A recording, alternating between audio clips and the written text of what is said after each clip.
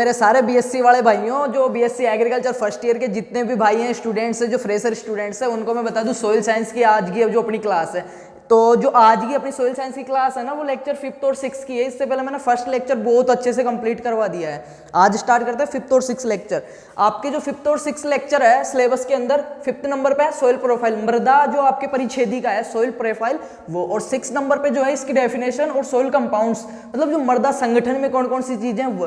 तो इनको दोनों चैप्टर्स को बहुत ही आज ही क्लास में कंप्लीट करने वाले हैं, और इतनी इजी लैंग्वेज में समझाते हुए कंप्लीट करने वाले हैं कि आपने लाइफ टाइम कभी नहीं पढ़ा होगा और कभी नहीं भूलोगे इस चीज को। बाकी ये क्लास बीएससी एग्रीकल्चर देख सकते हो, फर्स्ट ईयर फर्स्ट सेम के लिए है, सोइल साइंस की फंडामेंटल्स ऑफ सोइल साइंस, जिसका सब्जेक्ट कोड है SACE 111, first year first sem, first जो सोइल साइंस का फर्स्ट पार्ट, ठीक है। तो उसकी क्लास है। इससे पहले एक बार जो नए व्यूवर्स हैं, कुछ भाई ये बोलेंगे भाई आप पढ़ाते कम हो बातें ज्यादा करते हो, तो एक चीज बता दूं, छोड़ो क्लास के एंड में बताऊंगा, पर जो नए व्यूवर्स हैं उनको मैं बता दूं कि अपने चैनल के पेज पे ना और भी क्लासेज वगैरह हो रही है, सारी बताने की जरूरत नहीं है कितना क्या हो गया। हॉर्टिकल्चर आधी से ज्यादा हो गई है, एग्रोनॉमी हो गई है, बायोलॉजी हो गई है, मैथ का पेपर, प्रीवियस ईयर के पेपर, सोइल साइंस का और पुराने लेक्चर वगैरह सारे, तो उनके लिंक मैं एक ही लिंक दे रहा हूँ नीचे डिस्क्रिप्शन में, वहां पे जाके चेक कर लेना। बीएससी का सारा मैटर मिलेगा और इतने अच्छे से मिलेगा, फ्री ऑफ कॉस्ट मिलेगा आपको, ठीक है। अपना कोई इंस्टीट्यूट नहीं है, ना ही खोलने का इरादा है, सिर्फ आपको मैं ऐसे ही प्रोवाइड करा रहा हूँ फ्री ऑफ कॉस्ट। तो आज की क्लास पढ़ने से पहले सोइल प्रोफाइल पढ़ेंगे, सोइल कंपोनेंट्स के बारे में पढ़ेंगे, सोइल होती क्या है ये चीज मैंने बहुत अच्छे से समझा रखी है। सोइल की जो पेडोलॉजी एडोफोलॉजी बता रखा है, पेडोलॉजी ब्रांच में क्या करते हैं, एडोफोलॉजी में क्या करते हैं, सोइल साइंस के फादर कौन है, वीवी डेकुचेव है, मतलब 1 इंच मृदा बनने में कितना समय लगता है, सारा जो कॉन्सेप्ट है ना, जो इडेफोलॉजी और पेडोलॉजी दो कॉन्सेप्ट्स हैं, आपके फर्स्ट लेक्चर ही यही है। दोनों कॉन्सेप्ट्स को बहुत इजी लैंग्वेज में समझा रखा है, वो भी उसी लिंक में मिलेगा, तो चेकआउट करना जरूर जाके। एक बार मैं फिर भी आपको दोबारा से एक बार सोइल की डेफिनेशन बता देता हूँ कि मृदा वह प्राकृतिक परिवर्तनशील पिंड है। मृदा वह रिवाइज करवा देता हूँ थोड़ा, ताकि ये अच्छे से समझ में आए। अपना देखो फिर चीज बता रहा हूँ मैं बार बार, कुछ बंदे हैं जो मेरे को परेशान वो करते हैं कि मजबूर कि मैं ये चीजें बार बार बोलूँ, कि ये अपना जो चैनल है ना वो सब्सक्राइब और व्यूज के लिए नहीं बनाया हुआ, सिर्फ आपकी पढ़ाई के लिए बनाया, और वो इस तरीके से बनाया हुआ है कि आपको यहीं के यहीं याद हो, रटे नहीं, यहीं के यहीं याद हो, आपको नोट्स बनाने की भी जरूरत ना पड़े। तो उस हिसाब से बताऊंगा। इसलिए अब ये चीज पढ़ने से पहले बंदों को सबको आती होगी सोइल साइंस की, फिर भी मैं बताना जरूरी समझूंगा। कुछ भाई हैं मेरे जैसे कमजोर जिनको नहीं आती, तो सबको साथ लेके देखो। होशियार कुछ है, इंस्टीट्यूट वगैरह है, स्कूल्स वगैरह है, तो वो ऐसा होता है कि 90% वाले को स्कॉलरशिप दे रहे हैं या फीस में इतने % छूट दे रहे हैं, भाई वो तो इंटेलिजेंट है ऐसे ही, हाँ, और इसकी परसेंटेज बढ़ा रहे हैं, इसको सिलेक्शन करवा रहे हैं। उस 45 वाले का करवाओ ना, तब मैं मानूंगा कि हाँ रियल एजुकेशन वो चीज है। 90% वाला तो गॉड गिफ्टेड है, वैसे ही होशियार है, कुछ आप पढ़ा दोगे, कुछ खुद मेहनत करके कर लेगा, पर वो 45, 50, 55, 65 जो एवरेज स्टूडेंट है ना, उनका करवाओ, उनकी टॉप रैंक लाओ, तब मैं मानूंगा हाँ कि इंस्टीट्यूट में दम है, कोचिंग में दम है, स्कूल में दम है। तो वो चीज़ है, वैसे नहीं करेंगे अपन, सबको साथ लेके चलेंगे। चाहे से 2 मिनट लेट हो जाएंगे, 50 की जगह 52 की हो जाएगी क्लास मिनट की, पर सबको साथ लेके चलेंगे, सारे भाई बराबर अपने लिए, ठीक है। तो सोइल की परिभाषा बता रहा था कि मृदा एक वह प्राकृतिक पिंड है, प्राकृतिक नेचुरल बॉडी है, इसको आप आर्टिफिशियल रूप से लैब में वगैरह नहीं बना सकते। मृदा वह प्राकृतिक परिवर्तनशील पिंड है जो खनिज पदार्थों के अपक्षय व चट्टानों के अपघटन से बनकर तैयार होती है, और उसको उचित मात्रा में जल और वायु मिलने पर वो पौधों के लिए पोषण का काम करती है। उगने के लिए धरातल के ऊपर पाई जाती है, सरफेस के ऊपर जो परत पाई जाती है उसको मृदा कहते हैं। ये मैंने सोइल की डेफिनेशन आपको बता दी, ज़्यादा टाइम नहीं लगाया, दोबारा रिवाइज हो गई, पहले पढ़ लिया था, भूलोगे नहीं। इंग्लिश वाले बच्चों की बात करें तो a dynamic natural body on the surface on the earth in which plants grow, compound of minerals and organic materials and living forms. ये तो हो गई आपकी मृदा डेफिनेशन। पेडोलॉजी और एडोफोलॉजी दोनों कॉन्सेप्ट्स मैंने बता दिए। बात करते हैं सोइल प्रोफाइल की। हिंदी में बात करें, मृदा परिच्छेदिका, परिच्छेदिका, मृदा परिच्छेदिका की बात करते हैं तो सोइल में सबसे पहले आपको इसकी डेफिनेशन बता देता हूं कि किसी मृदा का लंबवत कटान काटने पर विभिन्न रंग के जो संस्तर दिखाई देते हैं उसको मृदा परिच्छेदिका कहते हैं। अब कुछ भाइयों के लंबवत कटान समझ में नहीं आया होगा कुछ भी, तो ये बुक की जो अपनी लैंग्वेज होती है वो अलग होती है, मैं समझाऊंगा अलग लैंग्वेज में। किसी मृदा का लंबा कटान काटने पर, ठीक है, ये आपका सपोज दैट खेत है, ठीक है, आप वहां पे ऐसे लंबवत कटान काटोगे, अंदर की तरफ ऐसे खुदाई करोगे, तो आपको इस मृदा में जैसे जैसे गहराई में जाओगे आप, या ऐसे समझ लो अपने इतना इतना 5 फुट का गड्ढा खोद रहे हैं नीचे तक, ठीक है, इतना चौड़ा, तो आप उसमें जैसे खोदते हो जैसे जैसे अंदर जाते हो ना, तो यहाँ पे मृदा के अलग अलग ऐसे आपको परतें सी दिखाई देगी, हल्का हल्का चेंजेस दिखाई देगा कलर में, जैसे डार्क है थोड़ा लाइट है वो कलर दिखाई देगा। तो ये जो परतें दिखाई दे रही है मृदा की लंबवत कटान काटने पे जो अलग अलग आपको परतें दिखाई दे रही है, इसी को क्या बोलते हैं, सोइल प्रोफाइल बोलते हैं, मृदा परिच्छेदिका बोला जाता है। दोबारा से सुनेंगे सारे भाई, कॉन्फिडेंट होकर देखा करो क्लास वगैरह को। किसी मृदा का लंबवत कटान काटने पर विभिन्न रंग के संस्तरों का दिखाई देना ही मृदा परिच्छेदिका कहलाता है। तो ये जो अलग अलग कॉलम आपको दिख रहे हैं, जो संस्तर आपको दिख रहे हैं, जो खंड आपको दिख रहे हैं, इनको क्या बोलते हैं, संस्तर, और इनको ही क्या बोलते हैं, ये आपका खेत है, ठीक है, ऐसे हमने खड्डा खोदा, ऐसे करते हो लंबवत कटान काट के, तो अपने को ये अलग अलग दिखेंगे। अब ये क्या क्या है, कौन सा खंड क्या है, वो बात आगे करूंगा, पहले अपने को सोइल जो प्रोफाइल है उसकी डेफिनेशन में आपको समझा रहा हूँ, याद करवा रहा हूँ, रटवा नहीं रहा हूँ, कि किसी मृदा की लंबवत कटान काटेंगे तो जो अलग अलग कलर के अलग अलग संस्तर, अलग अलग कॉलम जो दिखाई दे रहे हैं उसको क्या बोलते हैं, सोइल प्रोफाइल बोलते हैं। ये तो बात हो गई आपके सोइल प्रोफाइल की। अब इसको मैं बता देता हूँ सही से कि मृदा परिच्छेदिका में मृदा संस्तरों का रंग, जो मृदा परिच्छेदिका है ये हमने काट लिया। अब जो ये रंग है ना इसका, इसकी जो पहचान करते हैं ना वो किससे करते हैं, मुंसेल कलर चार्ट। ये क्वेश्चन बहुत मोस्ट है, ये क्लासेस सुपरवाइजर की जो वैकेंसी आने वाली है उसके लिए भी बहुत ही ज़्यादा यूजफुल होगी आपके लिए, ठीक है, और भी अगर आप आगे एग्जाम की तैयारी कर रहे हो उनके लिए भी, तो थोड़ा सही से देखना। मुंसेल कलर चार्ट, मुंसेल कलर चार्ट क्या बोलते हैं उसको, मुंसेल कलर चार्ट बोलते हैं। किसको, कि इनका कलर जो अपने को समझना है ना कि हाँ कौन सा। एक चीज़ आपने देखा होगा, गर्ल्स को तो पता होगा बेसिकली, बॉयज़ को भी पता हो, आपने ये यूज की होगी फेयरनेस क्रीम वगैरह, फेयर लवली, फेयर हैंडसम, कुछ भी, तो उसके ऊपर, उसके बॉक्स के ऊपर एक पैमाना बना हुआ आता है, उसका बॉक्स है, उसके पीछे आपको एक पैमाना मिलेगा, जैसे थोड़ा सा लाइट कलर आपको, ठीक है, मतलब गोरा फेयरली कलर होगा, फिर थोड़ा हल्का सा ब्लैक, फिर और हल्का हल्का हल्का, एंड में जाते हैं आपके जो, इसको आप बोल सकते हो, क्या बोलते हैं यार, याद नहीं आ रहा मेरे को नाम, मान लो पक्का रंग, जो कुछ भी बोलते हो आप, मतलब ना तो गोरा ना काला, कुछ ऐसा है, मतलब उसमें स्केल सा बना हुआ होता है, मैंने भी ये भी देखा था एक दिन, कुछ ऐसा स्केल सा बना हुआ होता है। तो वैसा ही सेम अपने मृदा के जो खंड है ना उनमें होता है कि ये कितना गोरा है, कौन सा रंग है, उससे मैच करके पता चलता है क्या है। तो जो वो चार्ट है ना, फेयर हैंडसम वाला नहीं, फेयर लवली वाला नहीं, जो मृदा के चार्ट है ना जिसको चेक करते हैं उसको क्या बोलते हैं, मुंसेल कलर चार्ट। समझ में आ गया होगा आई होप कि मृदा परिच्छेदिका किसे कहते हैं। किसी मृदा में या किसी खेत में लंबवत कटान जब काटते हैं तो जो अलग अलग संस्तर कॉलम जो दिखाई देते हैं कलर के, उसको मृदा परिच्छेदिका या सोइल प्रोफाइल बोलते हैं। अब इनका जो कलर की पहचान करते हैं ना वो किससे करते हैं, मुंसेल कलर चार्ट। मुंसेल कलर चार्ट की अपन तुलना किससे करते हैं, क्योंकि आपने श्योर है ऐसे प्राइवेट कॉलेजेस ऐसे हैं जिनके कैंपस में भी नहीं मिलेगा आपको मुंसेल कलर चार्ट, कहीं कहीं की लैब में भी नहीं मिलेगा, जो सोइल की लैब मिलेगी सोइल साइंस की उसमें भी नहीं मिलेगा, पर आपको पता तो होना चाहिए कि मुंसेल कलर चार्ट क्या होता है, कैसे पता। तो मैं आपको इसकी तुलना इससे कर सकते हो कि उसके आप नहीं देखा है तो अब जाके ट्राई करना, देखना कि मुंसेल कलर चार्ट कैसा होता है। तो मुंसेल तो मिलेगा नहीं, ये मिलेगा, फिर इससे देख लेना कि हाँ कुछ ऐसा इस टाइप का होता है, और इसी थ्योरी पे काम करता है वो, इस सिद्धांत पे ही काम करता है कि उसमें ऐसे कलर्स होंगे, ठीक है, ये ज़्यादा गहरी है, कम गहरी है, लाल है, हल्की लाल है, काली है, फिर उसको इनसे, इन संस्तरों से इनसे मैच करते हैं, उसको क्या बोलते हैं, मुंसेल कलर चार्ट। ये बात हो गई प्रोफाइल की। डेफिनेशन बताइए, अभी प्रोफाइल के बारे में और पढ़ेंगे, फिर सोइल कंपाउंड्स के बारे में पढ़ेंगे अपन, 5वां लेक्चर है अपना ये। मृदा परिच्छेदिका में सबसे ऊपर पाया जाने वाला खनिज ए संस्तर होता है, ठीक है। चलो ये चीज़ें बाद में, पहले मैं आपको मृदा प्रोफाइल बना के दिखा देता हूँ। जैसे ही आप खेत में जाके खड्डा खोद लिया, ये यहाँ का आ गया, उसके ऐसे खंड बनेंगे आपके, ठीक है, ऐसे, ठीक है, आपको ऐसे अलग अलग खंड दिखाई देंगे। मैं बना के समझा देता हूँ थोड़ा। ये हो गए 6 हो गए, सपोज दैट, है ना, 6 आपके खंड हो गए। ये मेरा खेत था, मैंने ऐसे जाके कटान लगाया, तो मेरे को ये जो यहाँ पे कॉलम दिख रहे हैं ना, ये इनको मैंने इस रूप में व्यवस्थित कर दिया कि इस तरीके से फोटो ले ली, सपोज दैट, ऐसे समझ लो आप, ठीक है। यही चीज कॉलम है, लंबवत कटान थी, उसको मैंने ऐसे करके आपको समझाने के लिए किया है। तो जो सबसे ऊपर का होता है वो होता है अपना ओ संस्तर, क्या बोलते हैं उसको, ओ। इसका भी अभी मैटर बताऊंगा मैं, कुछ किताबों में नहीं मिलेगा ये, बट ये होता है, और कैसे होता है, क्या होता है, वो सारा समझाऊंगा। ये क्या है, ओ संस्तर, क्या है ये, ओ संस्तर। इसके बाद में आपके आता है ए, ठीक है, ए संस्तर।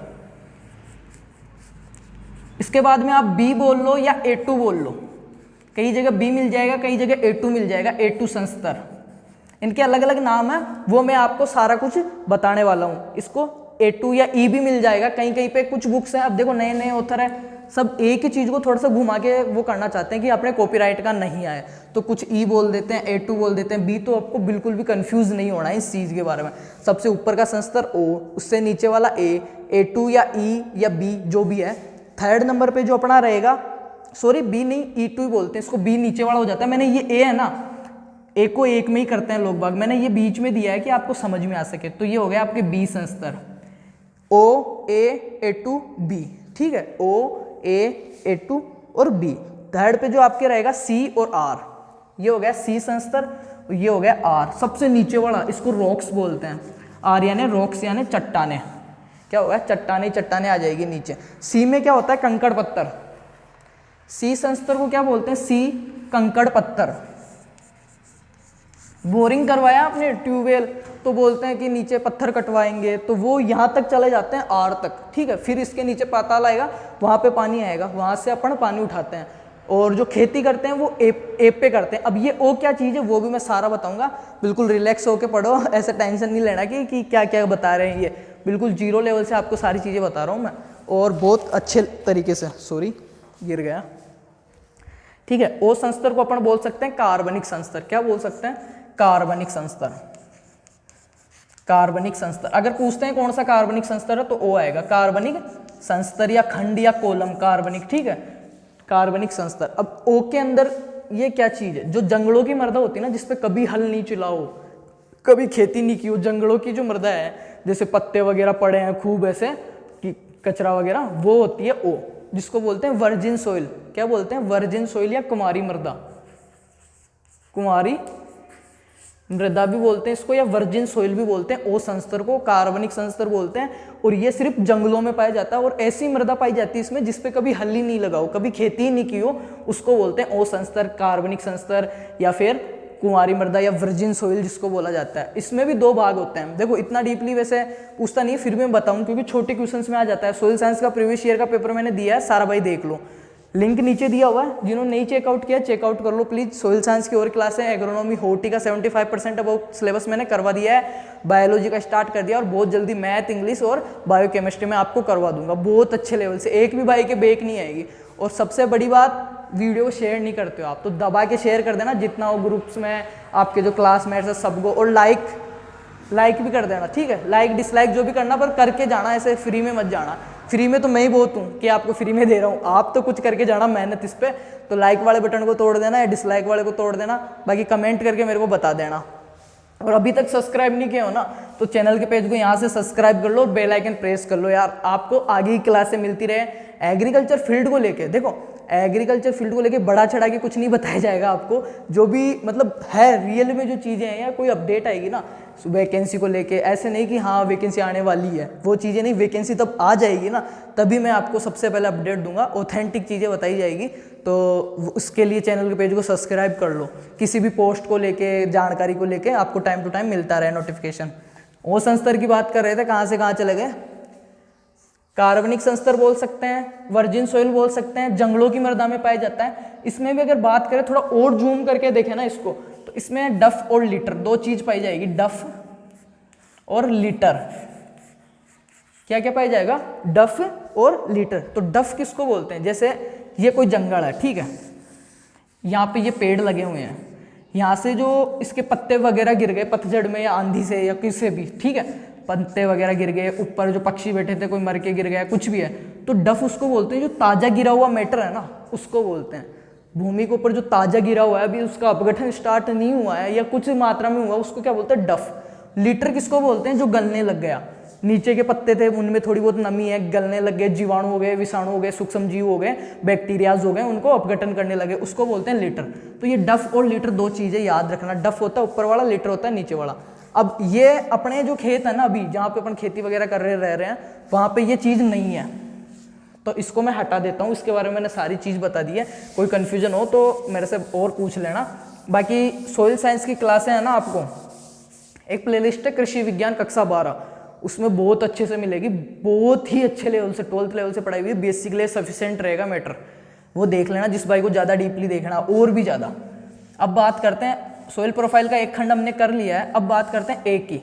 जो ए संस्तर है जिसको बोलते हैं खनिज संस्तर। क्या बोलते हैं? खनिज, खनिज संस्तर, मिनरल्स जो होता है खनिज, खनिज संस्तर या ए संस्तर जिसको बोला जाता है, या जिसको बोल सकते हैं कि सबसे ऊपर वाला खंड। ठीक है, सबसे ऊपर वाला खंड ए। अगर ऑप्शन में ओ नहीं है ना, सबसे ऊपर वाले खंड, क्वेश्चन आता है कि मृदा प्रोफाइल में सबसे ऊपर पाए जाने वाला कॉलम कौन सा है, ऑप्शन में ओ नहीं है ना तो फिर ए आएगा, और अगर ओ भी है तो ओ आएगा वर्जिन सोइल जिसको बोलते हैं जंगलों की मृदा में, पर ए बोलते हैं। ठीक है, ए रहेगा तो कंफ्यूज नहीं होना है। सबसे ऊपर का संस्तर बोलते हैं या जिसको खेती योग्य मृदा बोलते हैं वो ए है। जो अपन खेती कर रहे हैं प्रेजेंट में वो कौन सी है? ए संस्तर है, खनिज संस्तर है। बात करते हैं E2 या A2 या ई की, जिसको बोलते हैं निक्षालन क्षेत्र। ये तो गया खनिज, ये होगा निक्षालन, निक्षालन। अब इसको निक्षालन क्षेत्र क्यों बोलते हैं? यहाँ पे अपन ने फसल उगाई, बरसात हुई, आपने पानी दिया, खाद दिया, तो पूरा का पूरा यहाँ पे थोड़ी रुकता है मैटर, जो भी था वो क्या होता है कुछ मात्रा में नीचे धंस जाता है। या आप बोलते हो कि जमीन ने चोंस लिया, जो भी है, तो वो चला जाता है A2 या ई में। कहाँ पे चला गया? A2 या, यह पूरा है ए ही। अगर इसको बात करें थोड़ा सा, ये मैं थोड़ा डीपली करके ऐसे जूम करके देखें तो दिखाई देता है, बाकी आप ऐसे ए भी मान सकते हो पूरे को कि ए खंड है। बाकी ये ए है ना, जो अपन ये सपोज दैट ये सोइल अपना खेत है, ऐसे सीधे सीधे समझना, ये अपना खेत है। ठीक है, इससे ये ऊपर ऊपर का दिख रहा है ना, ये अपने खेतों में नहीं पाया जाएगा। थोड़ा नज़दीक आके दिखा दूँ, समझा दूँ आपको, क्योंकि अपना मेन मोटिव ही समझना है ना कि रटना है। तो ये डिस्टर दिख रहा होगा आपको, तो ये जो ऊपर वाला वाइट वाइट मैंने कर दिया है ना, ये ऐसे समझ लो कि ये अपना ओ संस्तर है और जंगलों में पाया जा रहा है। सिर्फ कहाँ पे पाया जा रहा है? जंगलों के अंदर पाया जा रहा है। बीच में आपको ये दिख रही होगी एक लाइन सा, ये देखो बीच में ये दिख रहा है ना एक लाइन सा, तो इसको आप मान सकते हो क्या कि ये इसके बीच की रेखा है, और नीचे वाला जो आ गया है ना वो ए संस्तर है। ठीक है, ए संस्तर है। अब ए के अंदर भी आप दो ले लो, एक तो ये परत और एक ये ब्लैक वाली। तो जो ब्लैक वाली है ना वो A2 है। क्या है? A2 है। और ये ब्लैक क्यों हो गई? कि आपने खाद वगैरह दी, पानी दिया, तो पूरा तो फसल ने यूज किया नहीं, कुछ नीचे चला गया, उस वजह से ये ब्लैक हो गई। ठीक है, तो ये है सॉरी कहाँ पे अटक गया वायर, अब सही है, समझ में तो आ रहा है ना आपके? ए संस्तर या खनिज संस्तर, मृदा का सबसे ऊपरी संस्तर जिसपे खेती करने योग्य मृदा होती है, वो संस्तर। इसके बाद में है A2 या ई संस्तर, इसको बोलते हैं निक्षालन क्षेत्र। क्या बोलते हैं? निक्षालन। क्यों निक्षालन क्यों बोल रहे हैं? ये ऐसे ऐसे इसमें चला गया, इसका जो मैटर था कार्बनिक, ये मिनरल्स जो भी फर्टिलाइजर्स थे, पानी था, वो इसमें चला गया, इसके लिए इसको A2 बोलते हैं। बी पे बोलते हैं अपन संपोड़ क्षेत्र। बी है, इसको क्या बोलेंगे? संपोड़। अभी ये यहाँ पे चला गया, पूरा मैटर यहाँ पे भी नहीं रुकता, यहाँ पे आके रुकता है, क्योंकि नीचे तो कंकड़ पत्थर आ गए, इससे नीचे जाएगा नहीं, उससे नीचे रॉक्स हैं, चट्टाने हैं, इसको क्या बोलते हैं? संपोड़ क्षेत्र। अब नाम सुन लो इनके, ए खनिज संस्तर, ठीक है, E2 या A2 या जो भी है वो कौन सा है? अपना निक्षालन क्षेत्र। बी जो है आपका वो कौन सा है? संपोड़ क्षेत्र। सी जो है आपका वो कौन सा है? कंकड़ पत्थर वाला। और आर जो है सबसे नीचे वो है रॉक्स वाला। ये संस्तर हो गए। अब एक बार दोबारा से मैं बना के समझाऊंगा आपको।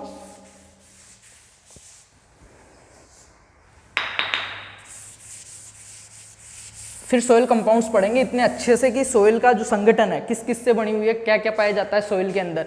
एक बार मैं देख लेता हूँ क्लास कितनी बड़ी हुई, कोई ना 18 मिनट की हुई है, ठीक है। 2 लेक्चर भी कंप्लीट करेंगे बहुत अच्छे से, तो टाइम लग सकता है। क्लास को एंड तक देखा करो। क्लास के एंड में मैं 3 वर्ड ऐसे बताऊंगा। एक तो इस लेक्चर को सोइल प्रोफाइल को होते ही मैं एक वर्ड बताऊंगा आपको वो वाला, फिर एक बताऊंगा सोइल कंपाउंड्स को मतलब आधा होने के बाद, और एक क्लास को खत्म करते हुए। तो वो तीनों वर्ड जो बंदा कमेंट्स में लिख देगा ना सीरियल वाइज कि ये पहला, दूसरा, तीसरा, मैं समझूंगा उस बंदे ने कंप्लीट क्लास देखी है। और फिर देखते हैं कि जैसे 2000 व्यू आ रहे हैं उनमें से कितने बंदे जिन्होंने कंप्लीट क्लास देखी है, या फिर ऐसे प्ले करके चलो जयराम जी की करते हो। तो 3 वर्ड देखूंगा मैं, सबकी कमेंट चेक करता हूँ, पता है ना, एक एक बंदे की कमेंट चेक करता हूँ मैं, कौन क्या फीडबैक दे रहा है, एक एक बंदे की फ्री टाइम में। तो इस क्लास पे देखूंगा मैं कि तीनों वर्ड जो बंदा लिख रहा है वो कंप्लीट क्लास देखा है और उसके समझ में आया है, वरना नहीं आया है। बात कर रहे थे सोइल प्रोफाइल की, तो मैंने वो सारा समझा दिया। एक बार दोबारा से बना के बता देता हूँ। ए, ठीक है, ओ रहा नहीं है, अभी अपन खेत में आ गए हैं जंगल से उठ के, तो A2 या E, B, C और ये हो गया R, ये आपके हो गए सोइल प्रोफाइल। अब बात करें अगर सोलम, आपने एक चीज पढ़ी होगी, मैंने सोइल पढ़ाई थी कि मृदा सोलम सबसे बना हुआ है लेटिन, जिसका अर्थ होता है फ्लोर या फर्श होता है। मृदा विज्ञान के जनक वीवी डोकुचेव है। तो वो सोलम जो है वो किसको बोलते हैं? इनको बोलते हैं। खंड A प्लस B बराबर सोलम, सोयल या मृदा। ठीक है, A और B दोनों को मिला के मृदा बोलते हैं अपन। A और B जो खंड है कि A खंड में खेती किया, पानी आनी कुछ था, वो इसमें A2 में चला गया, यहाँ पे भी रुका नहीं, B में जाके हो गया। B को संपूर्ण क्षेत्र बोल रहे थे, इसको निक्सालन क्षेत्र बोल रहे थे, इसको खनिज संस्तर बोल रहे थे, खनिज वगैरह थे, खेती कर रहे थे। सबसे ऊपर क्या था? ट्रैक्टर जो चल रहा था A संस्तर में चल रहा था। फिर इसमें से थोड़ा बहुत A2 में चला गया जो एक का ही भाग है, B में जाके रुक गया, वो B में जाके रुक गया, उसको क्या बोले? संपूर्ण क्षेत्र। तो A और B को मिला के अपन ने क्या बोला? सोलम या सोइल बोला। बात करें आगे की, तो A plus B plus C बराबर regolith. A plus B plus C, कंकड़ पत्थर को भी अगर ले लेते हैं तो इसको क्या बोलेंगे? रिगोलिथ। रिगोलिथ, रिगोलिथ किसको बोलेंगे? A, B और C। फिर आता है एक जो 4th नंबर का है आपके, रिगोसोल। रिगोसोल किसको बोलेंगे? A plus B plus C plus R बराबर रिगोसोल। रिगोसोल मुनसेल कलर चार्ट के द्वारा इनका वो ज्ञात करते हैं। मृदा जो विज्ञान उसके फादर वीवी डेकुचेव हैं। और क्या बात बतानी थी इसके बारे में? सोइल प्रोफाइल, मृदा के जो खेत में लंबोत कटान काटने में जो संस्तर दिखाई देते हैं उसको सोइल प्रोफाइल बोलते हैं। ये कंप्लीट हो गया। सोइल की परिभाषा मैंने बता दी थी, soil is a natural body. ठीक है, मृदा एक प्राकृतिक पिंड है, अपरिवर्तनशील, जिसको चेंजेस नहीं किया जा सकता किसी भी हालत में। और प्राकृतिक पिंड है, उसको लैब में भी नहीं बनाया जा सकता, जो कि खनिज पदार्थों व चट्टानों के अपक्षय से बनती है और जिसमें उचित मात्रा में जल व वायु दे दें तो वो पौधे को उगाने के लिए सक्षम हो जाती है। उसको क्या बोलते हैं? सोइल बोलते हैं। पेडोलॉजी, एडोफोलॉजी कॉन्सेप्ट्स मैंने बता दिया है, नहीं देखा है दोबारा जाके चेकआउट कर लो। ये अपना 5th लेक्चर कंप्लीट हो गया। जिसने यहाँ तक क्लास देखी है 5th लेक्चर तक, ठीक है, 5th लेक्चर तक जिसने क्लास देखी है वो कमेंट में लिख देगा फार्मर। क्या लिखेगा?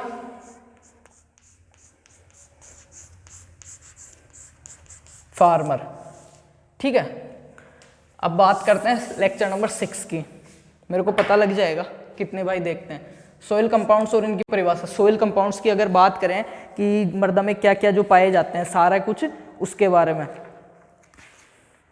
सोइल कंपाउंड्स या मृदा संगठन, सोइल कंपाउंड्स या मृदा संगठन की बात कर लेते हैं अपन।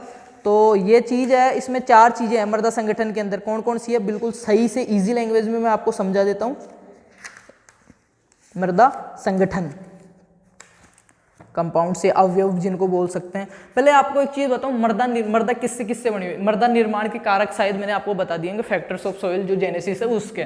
ठीक है, मृदा निर्माण के कारक तो नहीं बताया, तो एक बार दोबारा से बता देता हूं मैं। सक्रिय कारक में कौन कौन से हैं? जलवायु और जैवमंडल या वायुमंडल। ठीक है, निष्क्रिय कारकों में है ढलान और पैतृक पदार्थ, जो किसी प्रकार से मृदा निर्माण को वो नहीं करते। निष्क्रिय कारक में क्या है? ढलान और पैतृक पदार्थ। थर्ड जो था अपना उदासीन, उसमें था समय।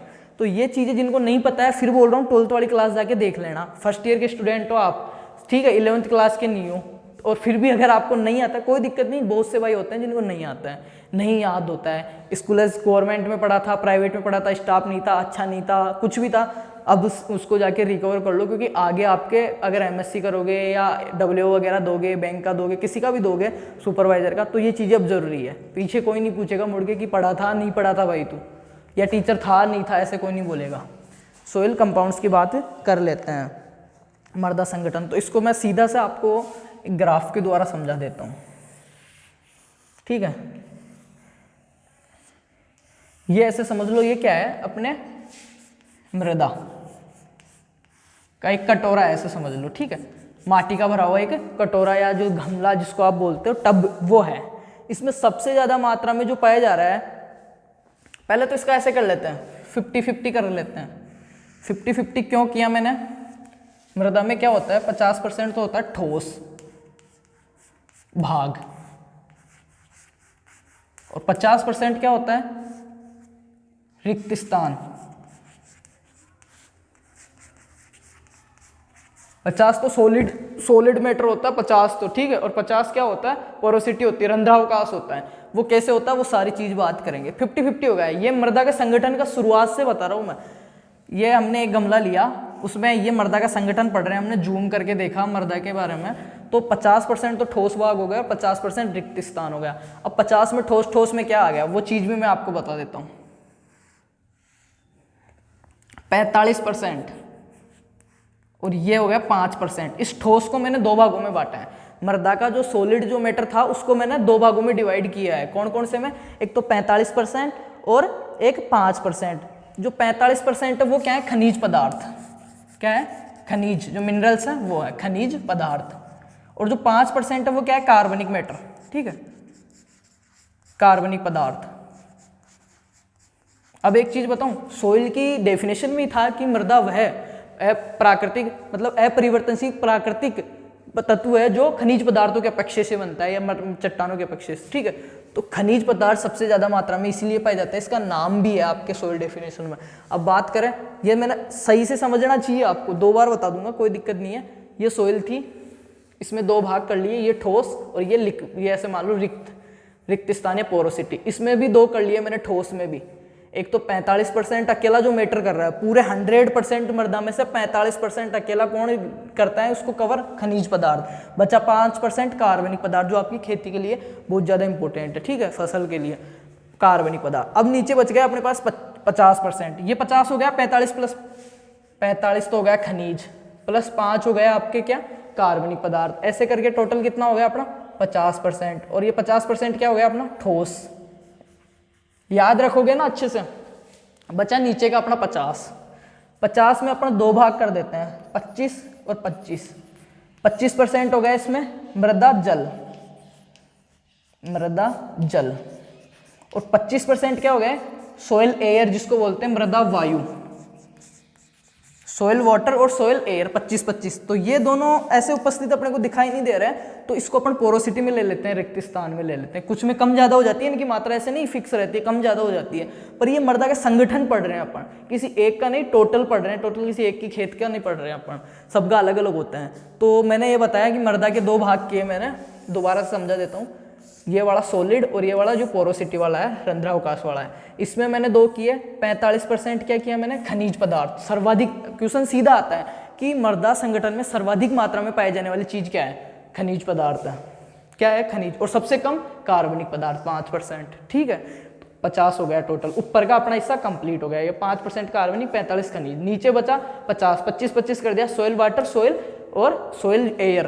अब सोइल वाटर 3 प्रकार का होता है। केशिकीय, कैपिलरी वाटर सुना होगा आपने, गुरुत्वाकर्षण जल, केशिकीय जल, और जो एक और है, 3 प्रकार का है। अपने को पौधों को प्राप्त होता है केशिकीय जल। ठीक है, कैपिलरी वाटर जिसको बोलते हैं, गुरुत्वाकर्षण, केशिकीय, तो वो भी मैंने पढ़ाया हुआ है। और ये चैप्टर भी आपके आगे है, बहुत अच्छे से पढ़ाऊंगा। नेक्स्ट जो अपन सोइल साइंस का टॉपिक पढ़ेंगे ना, उसमें अपन पढ़ेंगे सोइल पोरोसिटी, रंध्रावकाश, बुल्क डेंसिटी। ठीक है, और टेक्सचर, कणाकार, स्थायी वो मृदा का भार घनत्व वगैरह है। इतने अच्छे से समझाऊंगा मैं, इतने अच्छे से कि कैसे तो उसको चेंजेस किया जा सकता है, कण घनत्व को बदला जा सकता है, नहीं बदला जा सकता। और एक होता है आयतन भार वाला कण घनत्व होता है, एक होता है मृदा घनत्व। सोइल डेंसिटी और पार्टिकल डेंसिटी, दोनों के बारे में बहुत इजी लैंग्वेज में पढ़ाऊंगा। आज तक नहीं समझ में आया होगा ना, आज आ जाएगा, कल वाली क्लास में। आज तो यही पढ़ेंगे। तो इस कंपाउंड्स को मैं दोबारा से बता देता हूँ आपको। ठोस खनिज पदार्थ 45 हो गया, कार्बनिक 50, रंध्रावकाश में 25-25 ही हो गया। अब बात करते हैं, और दोबारा इसी चीज को मैं समझाने की कोशिश करूंगा। नेक्स्ट जो अपना लेक्चर रहेगा ना, अब ये 50% नीचे पोरोसिटी आ रही है ना, रंध्रावकाश, इसके बारे में मैं सारा कुछ पढ़ाऊंगा आपको। कण घनत्व का नाम सुना होगा आपने, कण घनत्व और मृदा घनत्व। इसमें दोनों को इतने अच्छे से कि औसतन कितना होता है मृदाओं का, कैसे तो निकालते हैं, क्या इसका सूत्र पूछा जाता है। नेक्स्ट जो अपनी क्लास होगी उसमें अपन सोइल साइंस के 3 लेक्चर कंप्लीट कर लेंगे, 3 लेक्चर। ठीक है, तो कंटिन्यू यार पूरा देखा करो क्लासेस वगैरह। हाँ, बीच में जो शब्द था, जिन भाइयों ने फार्मर कमेंट सोच लिया है कि हाँ मैंने वहां तक तो देख लिया, और जो यहाँ तक बने हुए हैं ना इसके क्लास में, वो फार्मर के आगे लिख देना सन। ठीक है, कुछ भी सन लिख देना आप। दोबारा समझा देता हूँ, फिर एक लास्ट वर्ड और बताऊंगा मैं आपको। मृदा के अंदर 5% कार्बनिक पदार्थ, 45% खनिज पदार्थ,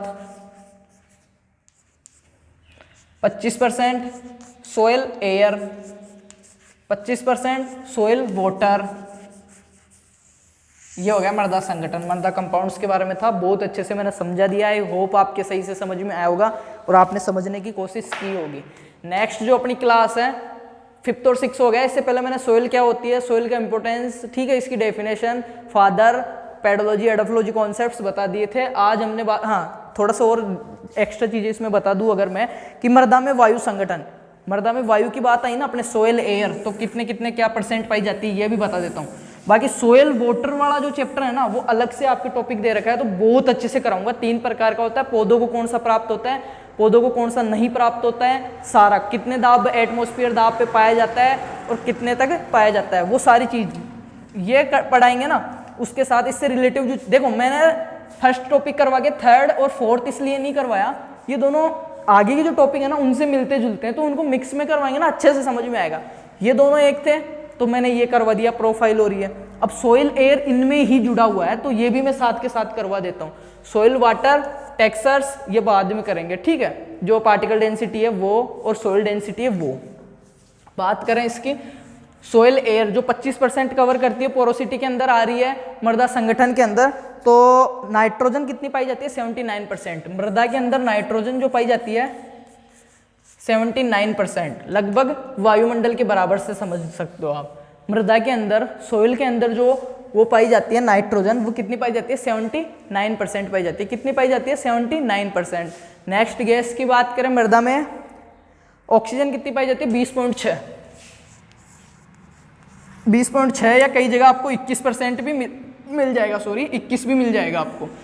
नाइट्रोजन 79, याद रख लेना, कॉपी के ऊपर जो कॉलम आता है खाली वहां पे लिख लेना, लाइफ टाइम काम आने वाली चीज है, बहुत डीपली चीज है। सोइल एयर जो है कंपाउंड्स के अंदर देखो कार्बनिक खनिज बताई दिया मैंने, इनमें कौन कौन से पाए जा रहे हैं वो आगे बात करेंगे। सोइल वाटर की अलग से क्लास लगेगी, सोइल एयर की क्लास नहीं होती है और दे भी नहीं रखा, इसलिए मैं यहीं पे आपको ऐड करवा देता हूँ।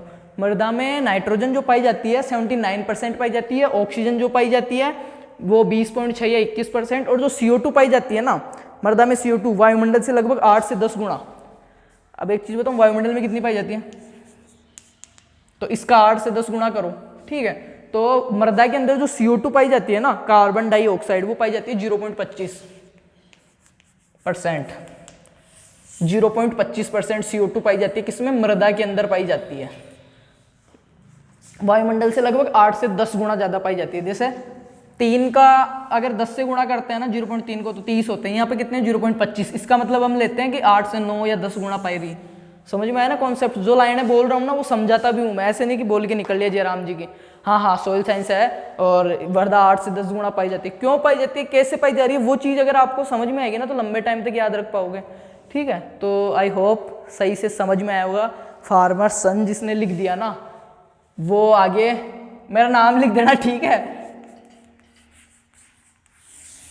मैं समझ लूंगा। पूरी क्लास देखिए भाई ने, ठीक है। तो क्लास एंड कर दें अब, वैसे भी टाइम हो गया है। अब कुछ भाई बोल रहे हैं 2 लेक्चर थे 1-1 घंटे के, भाई ने आधे घंटे में ही करवा दिए। तो भाई वो कॉलेज की, अब ऐसे तो है नहीं कि ऑफलाइन क्लास से चल भाई खड़ा हो तू ये चीज़ बता, ये चीज़ बता, या 5 क्वेश्चन आगे से आ रहे हैं, नहीं आ रहे।